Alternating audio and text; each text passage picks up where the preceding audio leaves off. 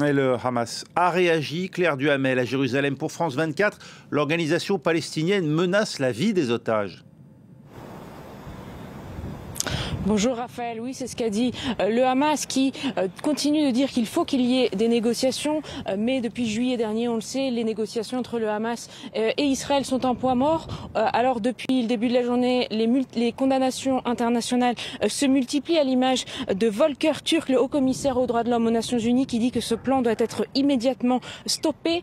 L'Allemagne qui annonce aujourd'hui suspendre les exportations d'armes qu'Israël pourrait utiliser à Gaza. L'Allemagne, on le rappelle, c'est l'un des alliés les plus fidèles de l'État d'Israël. Et puis en Israël aussi, plusieurs voix critiques qui s'élèvent. Yair Lapid, chef de l'opposition, ancien Premier ministre, qui dit que cette décision est un désastre qui ne fera qu'entraîner d'autres désastres.